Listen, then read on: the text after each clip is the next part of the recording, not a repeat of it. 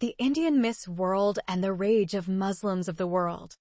A novel by Dr. A. Ahmed. This story continues the story of the Arab sugar daddy and the beautiful Indian girl and the story of the Indian child bride and the old Arab husband. They were written in English and translated into Arabic by Dr. A. Ahmed. It is a love story narrated in 6 books. Book 3. From a Slum Girl to the Queen of the World Beauty. Copyright. All rights are reserved. No part of this book may be reproduced, stored in a retrieval system, or transmitted in any form or by any means without the prior written permission of the author except by a reviewer, who may quote brief passages from a review for printing in a public newspaper, general magazine, school journal, or university article. All characters in this novel are fictional and any resemblance to actual persons, living or dead, is merely coincidental. Chapter 6. Applying Vigilante Justice. When Mr. Joseph Vargas arrived in jail, Sheikh Faiz bin Ahmed awaited his second trial. Muslims in Mumbai raised huge funds for the defense of their Muslim brother, who was unjustly imprisoned as they so believed. His Saudi wives, sons, daughters, grandchildren, and other Arab relatives have forsaken him, and no one is willing to appoint another Muslim lawyer for him. Therefore, the Muslim community in Mumbai decided to step up to help their Muslim brother. They knew and understood that what he had done by marrying the 11-year-old Muslim girl was not haram under Sharia law. Many Muslims in India and Pakistan know that the Prophet Muhammad had married a 6-year-old girl and slept with her when she was 9.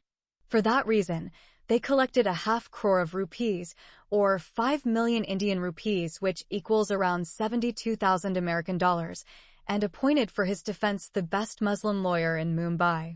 The legal case of the old Arab man has created old and new battle lines between the Muslim and Hindu communities. Hindus want the pedophile Arab man to be hanged to death, and Muslims want him to walk out of jail with his head held high in honor. Before the case of the despicable old geezer, Hindus and Muslims used to have 2 main battlegrounds for fighting. They fight physically by engaging in killing each other in cities like Ahmedabad, New Delhi, Mumbai, and Aligarh, and the second method of fighting is the cricket field. Whenever the Indian cricket team met the Pakistani cricket team, the two communities considered it a place of real combat, just like gladiators fighting in the Roman Colosseum or warriors fighting dangerous beasts in the Roman amphitheater. Whosoever defeated the other is the winner of the warfare, and its followers will celebrate with fireworks. Muslims, however, have another dirty way of killing Hindus, which is now and again planting bombs in local trains and public places. However, this cowardly scheme is never the Hindu's weapon of choice. The illegal marriage of the underage Hyderabadi girl, Amina Hyder Ali, and the old Arab man, Sheikh Faiz bin Ahmed, is considered a new third battleground for fighting between those two bitterest enemies. Some Muslim mullahs and imams of mosques met with the family of Amina and gave them 500,000 Indian rupees. Therefore, they have convinced them to appear in the High Court again and testify that they had deceived the old Arab man by telling him that their daughter is 17 years old. Moreover, those prominent Muslim leaders sent the mother to her daughter and convinced her to back up her word in court. This required that Amina say that she lied to the old man about her age too. The Muslim community demanded that the judge of the old Saudi man must not be a Hindu man or a Hindu female. They asked the government of Maharashtra to appoint a Muslim judge at the High Court. The government accepted the first demand and rejected the second one. It decided to appoint a judge who was neither a Hindu nor a Muslim. It appointed a Christian judge with jurymen that consisted of Sikhs and Buddhists without a single Hindu or Muslim with them. When the newly appointed Christian judge of the High Court was interviewed a couple of days before the final trial, he told the Times of India that the suspected old Arab man was likely to walk out of the High Court as a free man. He said that all the pieces of evidence indicated that he was deceived by the family of the underage Muslim girl and the owner of the marriage agency in Hyderabad about the real age of his underage child bride. As a result, everyone came to believe the result of the second verdict of the High Court was going to be the same as the first foiled plot. The Saudi pedophile once again is going to be acquitted of the hideous crime and sent to his country with honor. Therefore, the interview with the Christian judge created great hope in the hearts of Muslims and made them celebrate all night long with fireworks before the Mumbai High Court delivered its final verdict. However, the Hindus and the other religious communities have become extremely disappointed by the interview of the new judge. When only 24 hours were remaining before the final trial was to take place and the Christian main judge of the Mumbai High Court to deliver his verdict, an incident occurred inside the Arthur Road jail, which changed the outcome of the trial. The incident terminated the need for a trial at all. All the Mumbai midday newspapers published the breaking news that the suspected old Saudi man Sheikh Faiz bin Ahmed has been mutilated, castrated, and strangled inside the jail by one of his inmates. That inmate is none other than the avenger of all vigilante justice. Yes, it is the one and only one who took cruel revenge on the rapist of his daughter. Mr. Joseph Vargas, who was about 30 years his junior, in a surprise attack, punched the old geezer in the back of his head and knocked him to the floor of his cell.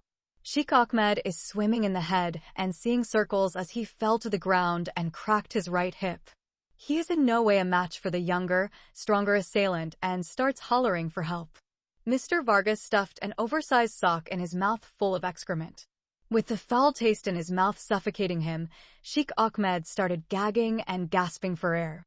Mr. Vargas then took the Sheikh's hands and began to bind them with shoestrings behind his back. Sheikh Ahmed, as much as he tries, is unable to escape being bound and tied, for he is completely immobilized due to his broken hip and the pain radiating throughout his body while he is choking on feces. With a homemade knife, Mr. Vargas cut off Sheikh Ahmed's dirty penis and testicles. The Sheikh's torture is immeasurable as he screams in pure agony and harrowing pain and torment, but his screams are reduced to deep muffled groans. With blood gushing from his mutilated genitals, Mr. Vargas then removed the sock from the old man's mouth and then squashed and spread it into his face and nose. While screeching in pain and choking on the fecal matter in his mouth and up to his nose, Mr. Vargas replaced the dirty sock with the chopped old man's penis down his throat. The old man is covered in blood from his lower extremity to his face, with blood clouding his eyes, ears, and nose, cutting off his air supply.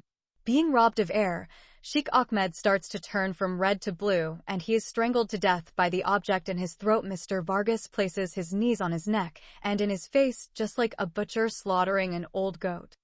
And that is how the evil soul of the pedophile Sheikh Faiz bin Ahmed departed from the world and descended into hell to burn forever and ever in the bottomless pit, while he is waiting for the day when he shall stand before the white throne of Christ and then get condemned and cast into the lake of fire. He will be there for eternity with his false prophet, the Antichrist, and the devil and their followers. His mutilated corpse has been taken by Hindu police guards and burned into ashes as if the Saudi Arab man is a Hindu. Those Hindu guards knew if they delivered his corpse to Muslims, they would bury him in the Islamic Qabristan or Muslim graveyards, make him a great Muslim saint, and pay homage to his tomb every year. Muslim women might regularly visit his shrine and get blessings for themselves and their unmarried daughters. Therefore, when Muslims came to know the janazah, or burial of the murdered Saudi Muslim man, was conducted by Hindu guards, and his corpse was burned to ashes, they became exceedingly outraged. In the meantime, Hindus all over Hindustan have become overjoyed and celebrated greatly with fireworks, glorifying the brave Christian man who is judge, jury, and executioner, righteously carrying out the death penalty against the Muslim pedophile and unrepentant child rapist. He has become a great hero in their eyes, administering the punishment of the gods of Hindustan, which no one in the entire government of India is courageous enough to do. Some hang on the walls of the Christian man's photo in their houses and office buildings. They said prayers and lit candles to show devotion to the new incarnation of their Hindu god. They also have circulated his photos all over India and other countries of the world through their Facebook pages, Messenger, electronic mail, and YouTube pages. They made him the greatest man of the 21st century. Some Hindus began to offer prayers to him and worship him as one of their new Indian gods. Therefore, the murder of the old serpent inside the Arthur jail made Hindus rejoice and consider the Christian man who administrated the vigilante justice as more than an ordinary human being, but one of their modern gods. Muslims, of course, felt they have been deprived of what is sure to be a clear and decisive victory. In the meantime, the murder of the evil Arab monster made the case of the Vargas family well known throughout the country. The media wrote extensively about it. It has been revealed to the public that Mr. Joseph Vargas is deprived of his beloved son Joshua by Muslim terrorists.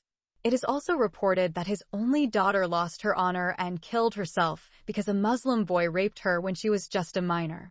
Many non-Muslim people considered him to be justified in what he did to the Muslim boy. The same people also praised him for his brave decision to murder a kidnapper and rapist of an 11-year-old female child. When the police interrogated him, Mr. Joseph Vargas said that he killed the old Saudi man because he had done a great evil by raping under the justification of Islamic child marriage an underage Indian girl.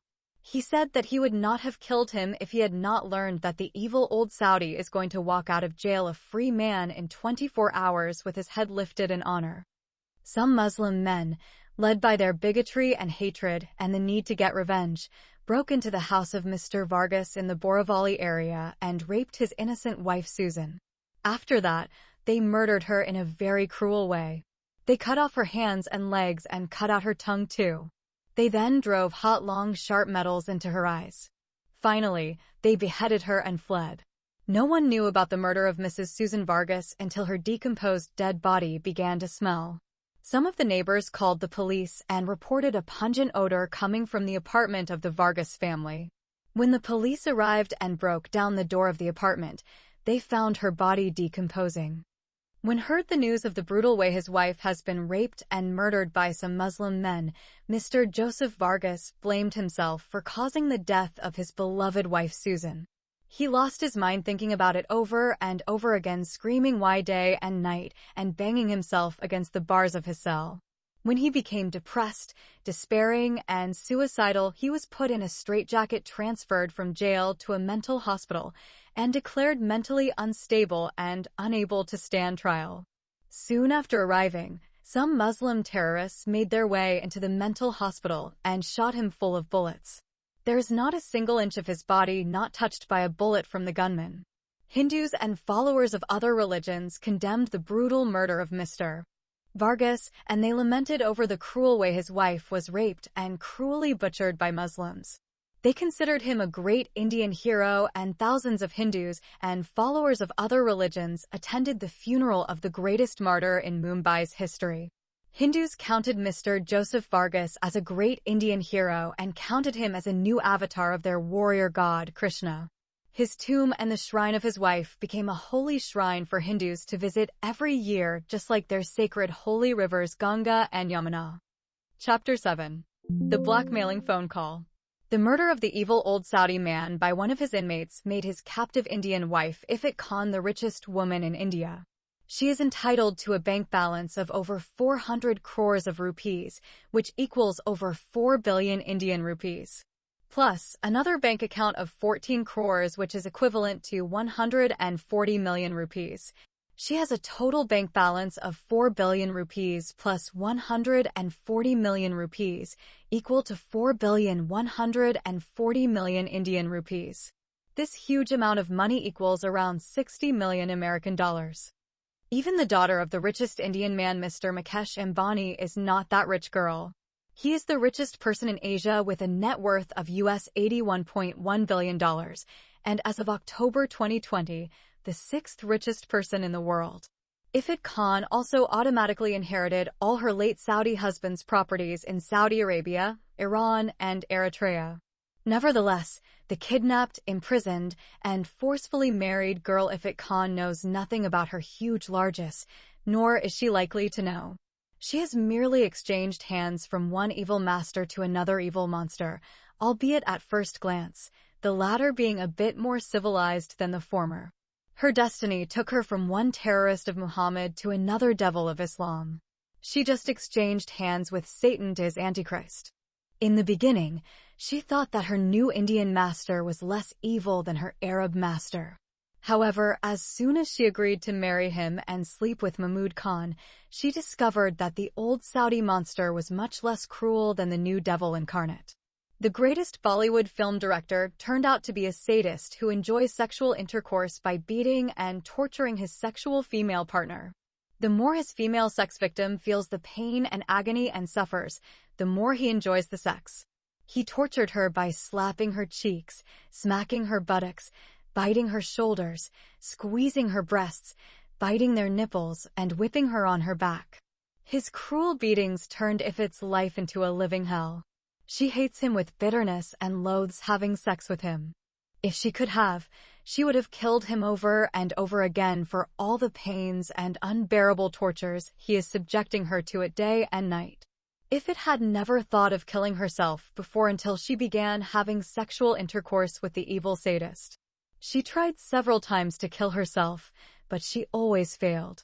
She simply does not have the slightest idea of how to do it effectively. Her screams from the unbearable pain do not go unnoticed by the people around her. The many servants, maidservants, guards, and others working in the huge household of Mahmood Khan hear her crying, screaming, and calling for help every day. But since they know that that is the way their master enjoys sex with the young girls he had brought them to his farmhouse before, none of them objected or tried to intervene to save the new young film actress. They whisper to each other that since the girl agreed to it, why should they bother about her? They notice the only difference between the previous female victims and the present girl is the long duration she held their master's interest.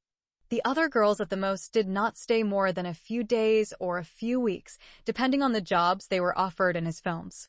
But surprisingly, this new beautiful teenage girl has been a female guest for many months, and no one knows when or if she is going to leave and return to wherever she has come from.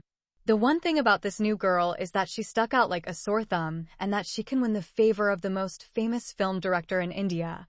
Despite being an illiterate girl who does not know how to read or write any language, including Hindi and English, which are imperative languages for a Bollywood actress. The servants found it hard to believe that such a young and beautiful Indian girl had never been to school in all her life. She does not look like the poor girl that he might claim to have been found by chance somewhere or picked up from the slums or the streets of Mumbai. She looks extremely healthy, and that assured them she used to live in a luxurious home before she came to live in the palace farmhouse of their master. Mahmood has informed none of his servants that he actually has married the new girl, and now she is his Muslim wife number 2. Mahmood Khan is planning to keep his second Muslim wife Ifit Khan in his farmhouse forever. He does not want the outside world to see her or to know about her. He just wants to use her to satiate his deviant sexual needs. But then, this brutal torture has come to an abrupt halt one day, with a single phone call the evil sadist has received. The caller left a message on his cell phone implying that he knows all about the new teenage girl he is keeping at his farmhouse. He claimed to have videos of him beating, torturing, and raping her every day. To convince Mahmood Khan, he said that he would soon mail a copy of one of the incriminating videos to his farmhouse address. He has been advised that upon receipt of the video, he is required to watch it and then decide between having them go public or paying 10 crores of rupees to close this uncomfortable chapter in his life. The caller has demanded 100 million Indian rupees. The renowned Bollywood film director understood a public scandal of this degree would be the final nail in his coffin and sound a death bell on his illustrious career, not to mention he might go to jail forever or get hanged for it. Faced with the choices offered by the blackmailer, he realizes his only option is to fulfill the demand of the unknown extortioner and trust him to keep his word. He knows from the confidence of the caller and the way he spoke that he has indeed come into possession of some illicit tapes of him and his captive female victim Ifit Khan. What troubled Mahmood Khan the most was how the caller managed to sneak inside his highly secured farmhouse and videotaped his sex sessions. After he had blackmailed Ifit Khan for secret Islamic marriage and sex, he had removed all the secret surveillance cameras that he had installed to spy on her and see her stripping naked every time she took a shower or watched pornographic videos and masturbated bare naked. He is adamant about restricting access to Ifit's bedroom whenever he is in the bedroom with her, and he locks the wide doors. He doubted any of his servants would have the resources or guts to spy on him, nor did he believe they had the brains or know how to leverage the situation to outsmart him. This is not his first time around the block. He knew what he was doing. His modus operandi had never varied with any of his former female victims. Some of those girls were even younger than Ifit. One girl was 14 years old and another 15 years old when he brought them together at the same time and raped them and stole their virginities, yet nothing like this had ever happened before. No one had ever objected to those underage girls he had seduced into his bedchamber. In the past, he even once slept with a 9-year-old girl who was supplied to him by a Muslim pimp from the Grand Road area, which is called Ferris Road brothel houses, without any of his servants objecting or reporting him to law enforcement. That female child was bought from her parents in Aligarh City through the Islamic mock marriage of female children and brought to Mumbai. Then, her fake Muslim husband sold her to the Muslim pimp at Grand Road. The pimp resold her to the Bollywood pedophile, Mahmood Khan. Unfortunately, that poor female child could not survive the unbearable torture of child rape by an evil sadist and died within 3 days from the time the wicked Muslim man began to rape her. She was buried inside his farm prison, and her sad story was buried with her. No servant had ever breathed a word to the police, nor had they tried to blackmail their evil master for raping to death a female child of 9. By the way, most of his menservants, maidservants, and security guards are Muslims. So, he knows if they objected to his marriage to a 9-year-old Muslim girl from Aligarh City, he would have reminded them of their Prophet Muhammad and his 6-year-old girl, the child bride Aisha. For that reason, the famous film director has concluded that his nemesis must then be an intruder. Mahmood Khan is not too worried about the amount of money that the blackmailer has asked for. He is phobic about the very real possibility that his caller might continue to blackmail him indefinitely. With no guarantee of a permanent solution, and with the possibility of losing crores and crores of rupees, he decided to figure a way to get out of the mess he created for himself, get the incriminating videos back from his blackmailer, and silence him forever. If he could determine the blackmailer's location, it would be a simple matter to get his gangsters to neutralize him and retrieve all the videos in question. By the way, in India, every big politician, influential religious leader, and wealthy and famous man must either be a gangster with his dangerous gang to protect him from other gangs, or be affiliated with an existing gang and pay them regularly to protect him and also protecting his family members. Therefore, Mahmood has one of the most dangerous Muslim gangs in Mumbai. Hindus and other gangs fear Muslim gangs more than they fear Satan and his demons. No matter how influential and smart he might be, still, the famous film director could not trace the phone call. His blackmailer has placed the call from a public phone in the Dadar area. That night, Mahmood could not sleep until he filled his big stomach with many bottles of Kingfisher beers. Understandably, that night is the only night he allowed his new female victim Ifit Khan to sleep, unmolested, since the day she had yielded to his blackmail and agreed to marry him as his second secret Muslim wife. When Mahmood Khan awoke the following day, he found that the postman had already delivered the mail. As promised, the video arrived in his regular mail. He went to his private office, closed all windows and doors, and inserted the video cassette in the player attached to his TV. What greeted his eyes was incredible. The footage is sharply focused as if shot by a professional. This particular tape was videotaped while he held a whip in his right hand and flogged Ifit Khan on her back and buttocks while she was fully naked with vivid footage of red and swollen bruises on her body. The audio of the footage showed him biting into her shoulder and her crying out in unbearable pain. He continued biting her viciously and she screamed even louder. He watched as the footage showed him releasing his bite and reaching around with his left hand to maul her breast. Ifit's screams reached a crescendo and her body spasmodically jerked when he twisted her nipple. He watched as he dropped his whip and began to slap Ifit in her face, striking her with her ear. She pulled away from him, and he reined her back in with a violent and sustained yank of her long hair. The tape showed her yielding to the pull and screaming for help. His image on the screen showed a laughing man, driven by her cries and pain, standing in front of her with a full erection. Ifit looked defeated without a shred of clothing to cover her delicate young body. He can see her black pubic hair covering her vagina. The following scene showed him sodomizing the 18-year-old girl. He is neither gentle nor shows any restraint. After a few minutes, Mahmood Khan could not believe that the old man who is holding the young girl and beating and raping her is him. He simply does not see himself as an evil sadist until confronted with a third perspective.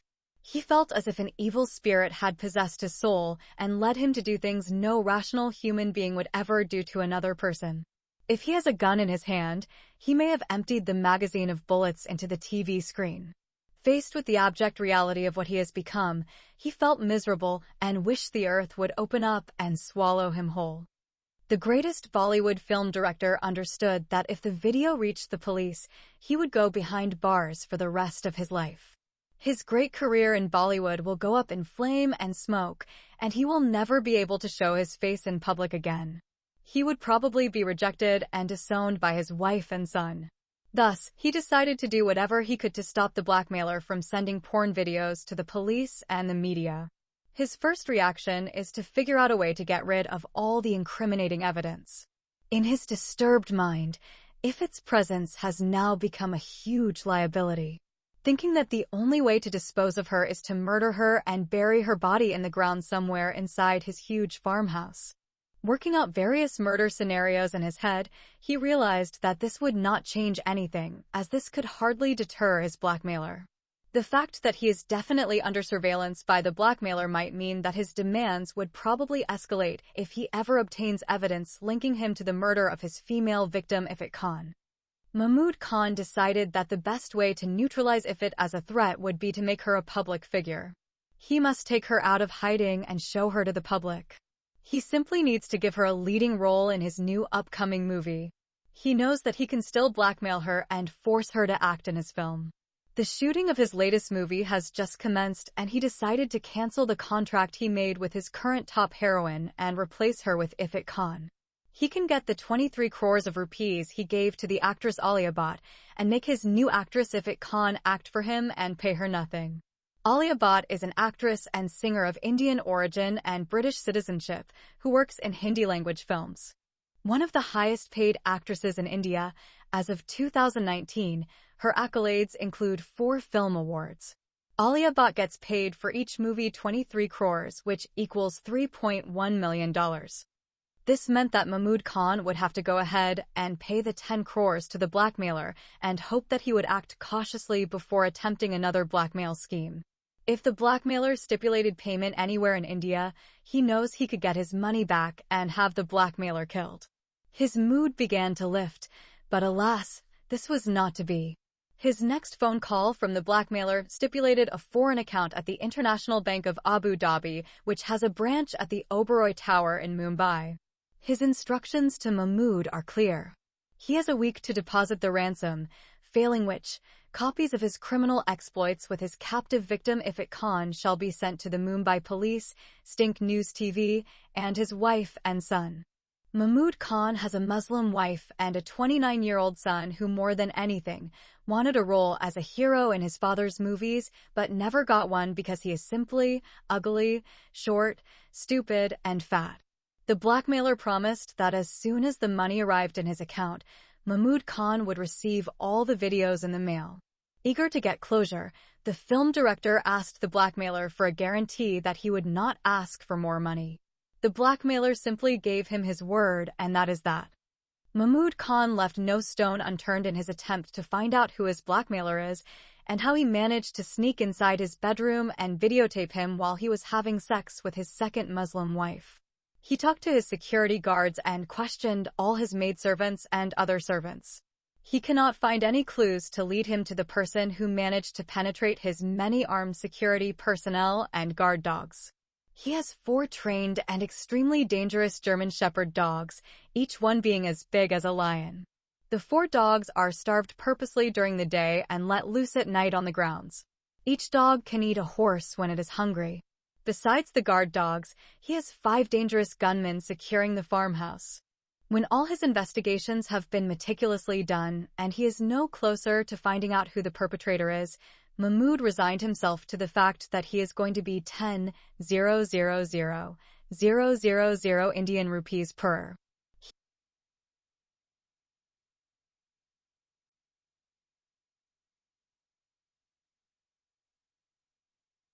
When all his investigations have been meticulously done and he is no closer to finding out who the perpetrator is, Mahmood resigned himself to the fact that he is going to be 10 million Indian rupees per. He called the Abu Dhabi International Bank and tried to find out the name of the account holder, but he was told in no uncertain terms that the information he requested was confidential. With nothing left for him to do, Mahmood Khan went to the State Bank of India to effect the ransom payment of 10 crores. Chapter 8. The mastermind behind blackmailing. The smart person who videotaped the sadistic sex torture and brutal rape of the evil film director Mahmood Khan is none other than his new victim, Ifat Khan, herself.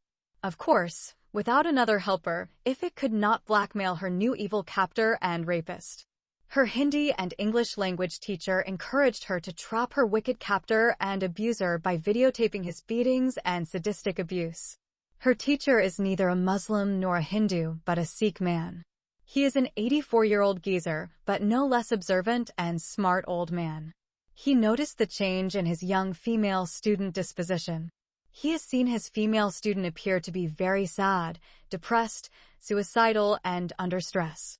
It appeared to him that she is going through a difficult time. Thinking he could help her in some way, he asked her about the reason for her depressing mood. She trusted him and told him everything. She tearfully revealed to him the way she is being abused and tortured by her captor day and night.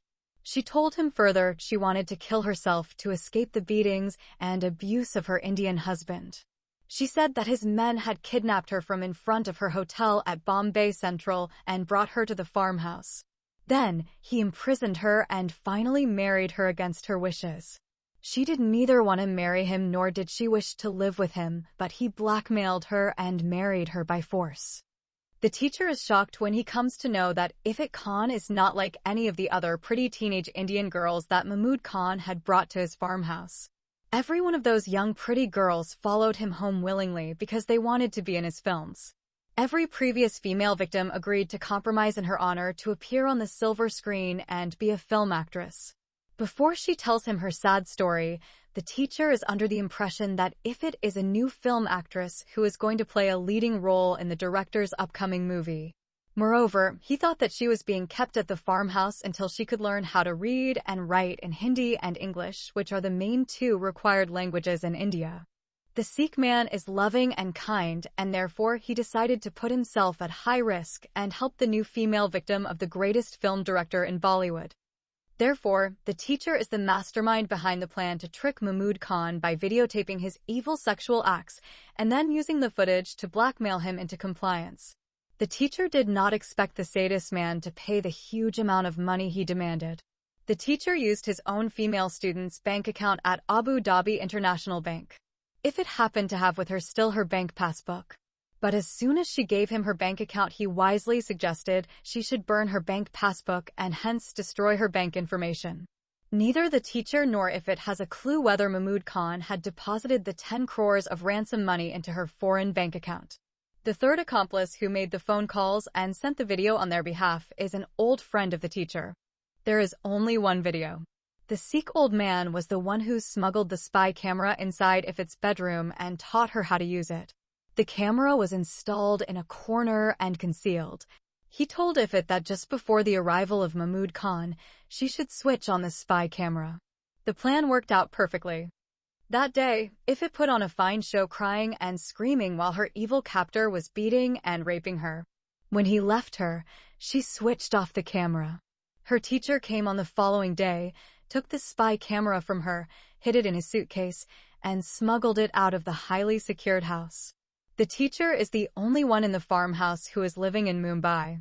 He comes every day by bus and spends 2 hours with Ifat in her room teaching her Hindi and English. Then, he returns home to his house in the Washi area. Mahmood Khan pays him very well for his 2 hours.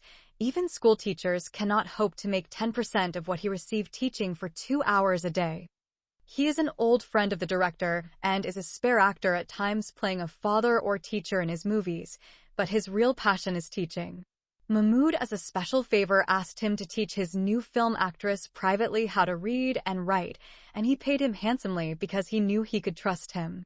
When he came to know of the abuse suffered by his new female student at the hands of his old friend, he put himself at risk, forsook the friendship, and started planning her escape. Through her, he came to know she is a victim of kidnap, rape, and forceful detention. Then, the teacher took the video and watched it in his house. He could not believe that a human being could be so cruel to beat and inflict such severe pain on an innocent young girl. Before watching the video, he thought of Mahmood Khan as a successful and highly respected celebrity in Bollywood. He even boasted among his friends and relatives about his side roles in some of his films.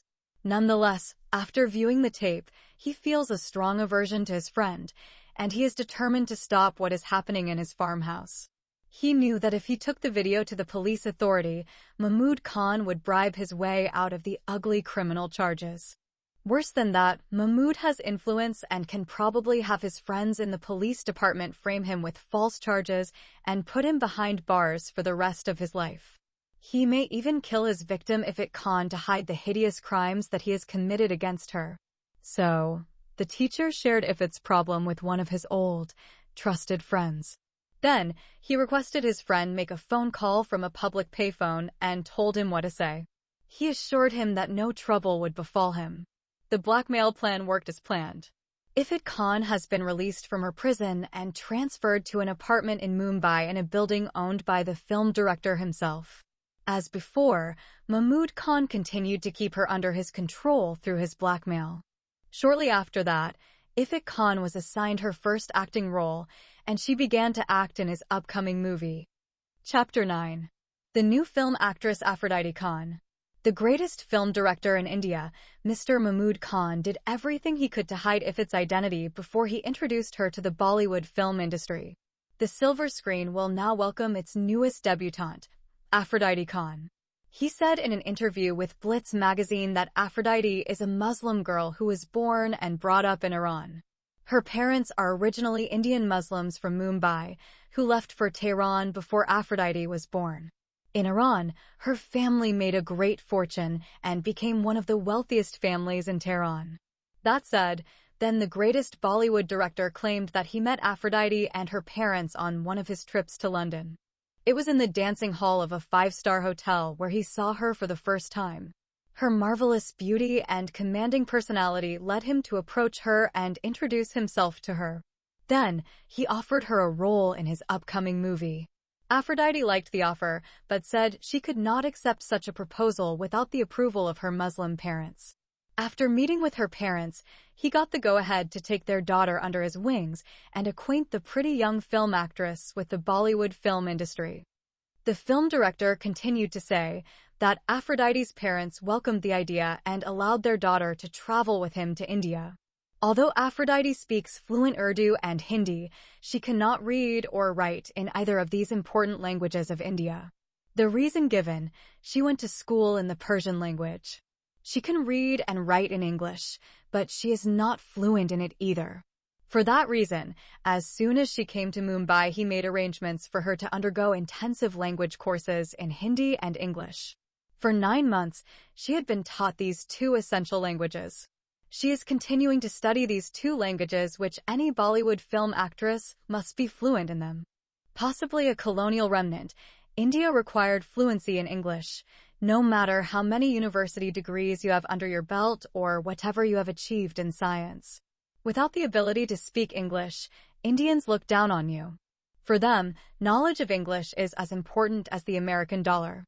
According to them, with the English language and American dollars, a person can go anywhere in the Milky Way, which is also called our galaxy, and live like a king or queen in any one of its 2 billion planets.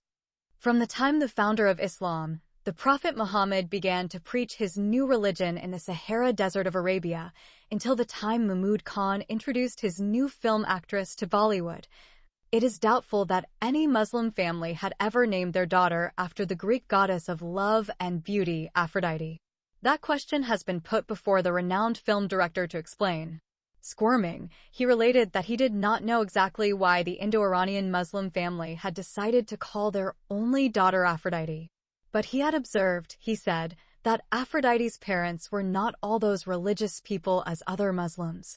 When he met them at the London hotel, he did not know that they were Muslims until their daughter Aphrodite Khan had introduced them to him. They dressed and behaved like Westerners. They were smoking cigars and drinking alcohol like everyone else in the hotel dance hall. Another question that has far-reaching implications for Mahmood is that since Aphrodite has Indian parents, will she then apply for Indian citizenship? Mahmood Khan has already lied in the interview about the true identity of his extremely beautiful new actress Aphrodite Khan. He said that she was Iranian by birth and carrying Iranian travel papers. He answered that tricky question by saying that the decision to apply for Indian citizenship is an extremely personal matter and must be left to Aphrodite and her family. Then, the interviewer asked him if she decided to become a citizen of India, would she compete in Miss Mumbai?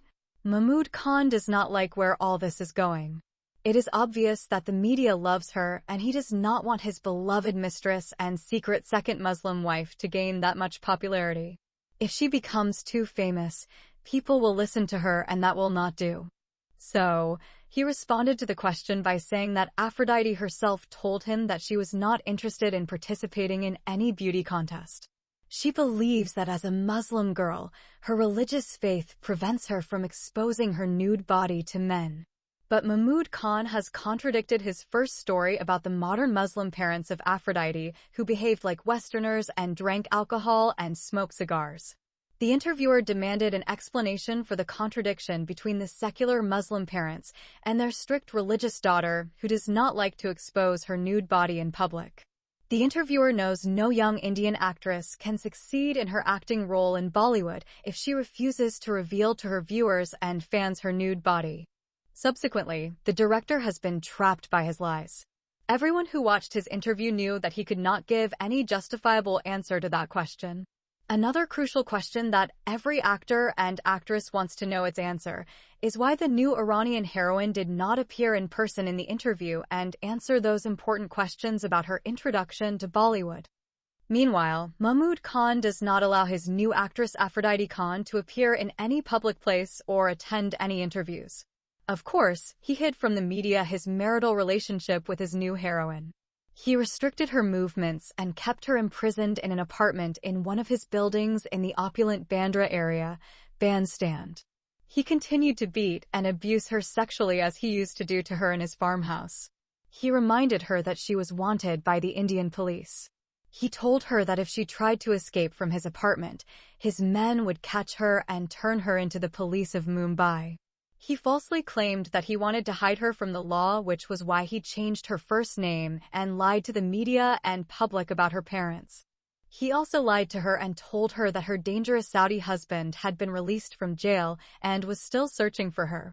He threatened further that he would show the video he showed her before when she was in his farmhouse to her terrorist Arab husband.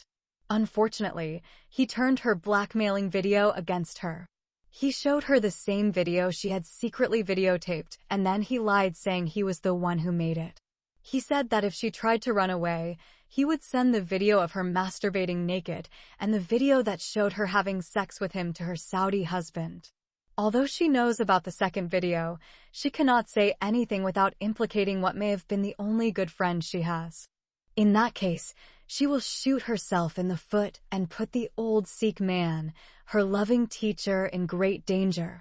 Consequently, the blackmailing plan did not change his attitude toward her. If it lost contact with her kind tutor as soon as she left her former jail in the farmhouse and was brought to her new detention in the Bandra area. Mahmood Khan does not bother about her education any longer. He just wants to use her in his movie to make more money, and at night, he continues to use her to satisfy his evil, insatiable lust through his sadistic madness of unceasing beatings and tortures. Chapter 10. The Obsession of One-Sided Mad Love. The new film actress Aphrodite Khan has been transferred from place to place during the production of the film by Mahmood Khan himself.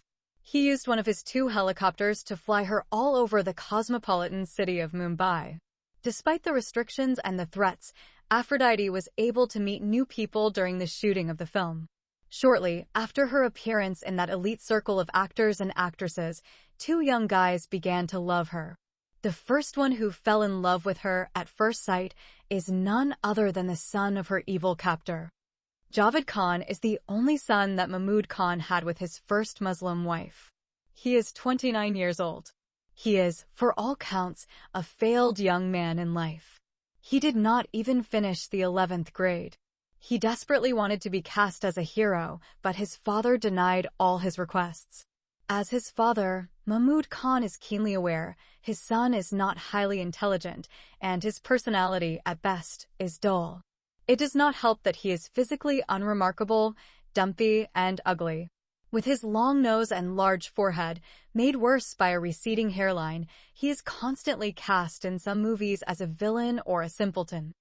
In his obsession with young women, Javed Khan is indeed the son of his womanizer father. He always targeted the young women who acted in his father's movies.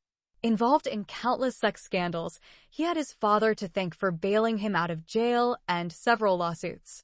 There were occasional rumors of sexual harassment and rape, but money usually silenced those female accusers. Even so, some of his female victims had talked in interviews, exposing his evil character. Whenever the police stepped in and began to investigate any allegation of misconduct, his father would use his influential position and his money to deflect the issue.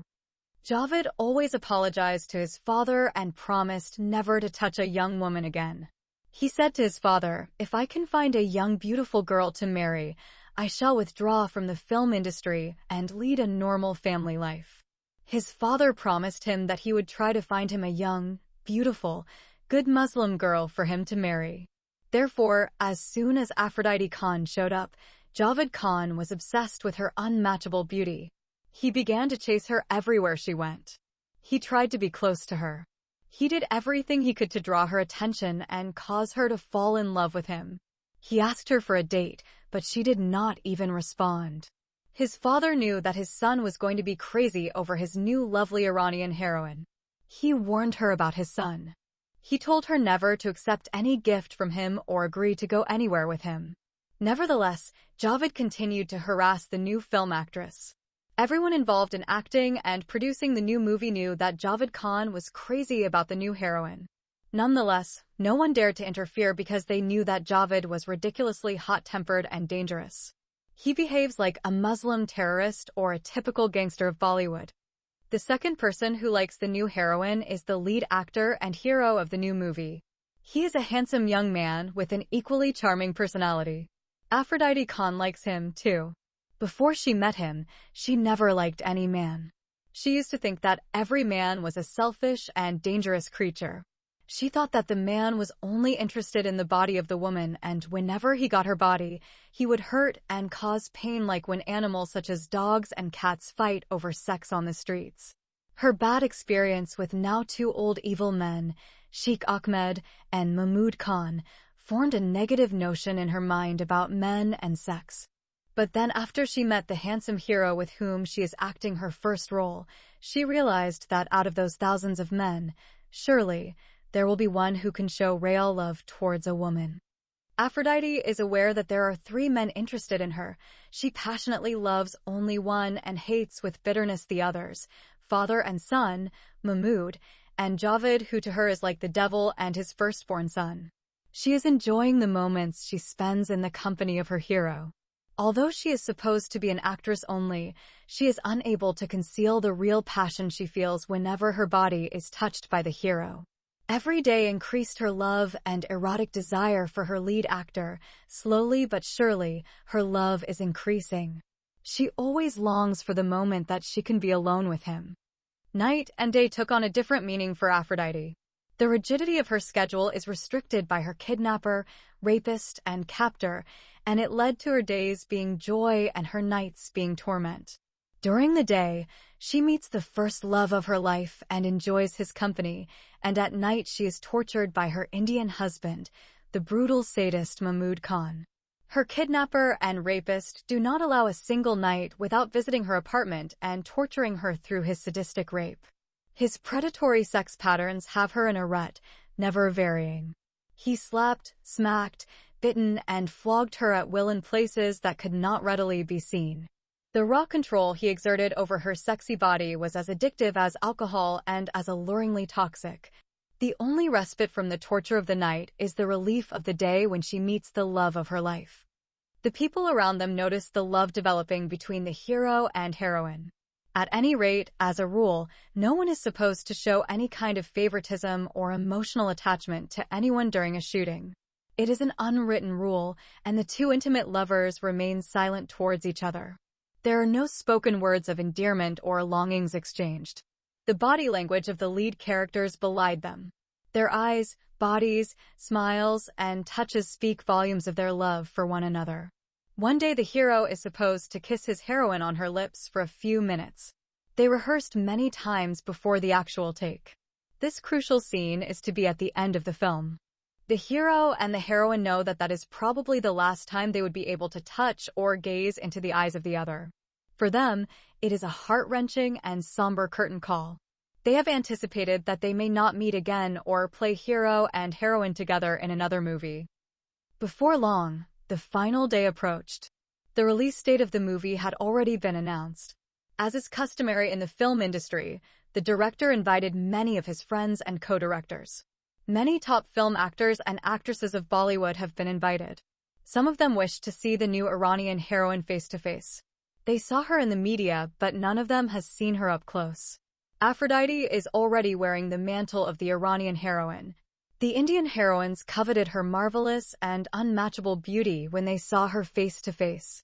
She excelled in her beauty and surpassed any Indian heroine who had come into the film industry before her. She is an outstanding new character that no one has ever seen or expected to see the likes of which again. She is unique in her height, body, face, hair, complexion, voice, walks, posture, sexuality, and everything else. The last day went as planned and as scheduled. The shooting of the last scene began as soon as all invitees were present. The handsome hero has saved the beautiful heroine from the hands of the monstrous villain who has kidnapped her. After the ugly villain has been shot and killed by the handsome hero, the beautiful heroine runs to her lover and hugs him. Then, the two lovers began to kiss each other. Their warm kisses are so real and passionate that everyone watching does not doubt that they are really in love with each other. Instead of a few minutes, the kissing never ended. The Indian actresses, already catty and gossipy, began to whisper their suspicions to each other. The other Indian heroes and directors began to smile and look at each other. The greatest film director Mahmood Khan felt uncomfortable and finally ordered the acting to cease. The final scene has already ended when the hero and heroine go on kissing, oblivious to the world. It is as if their lips are glued to each other and their bodies knitted together. It is clear that the pair of lovers never even heard the director calling repeatedly, "Cut! Cut!" Aphrodite and her lover felt as if they were on an uninhabited island. The storyline is just about to take an unexpected twist. It is as if the Bollywood movie is suddenly changed to the Hollywood movie, the good, the bad, and the ugly. While the two are still locked in their passionate kisses, the dead, ugly villain somehow revived, gets up, chambered a live round into his gun, and shoots the handsome hero in the head, killing him instantly. He is declared dead upon arrival at the hospital. The killer is none other than the ugly son Javed Khan, who is moved by his excessive obsession for the beautiful Iranian heroine and becomes outraged when he sees his beloved locked in an embrace, displaying a reckless act of public love and affection with the handsome hero.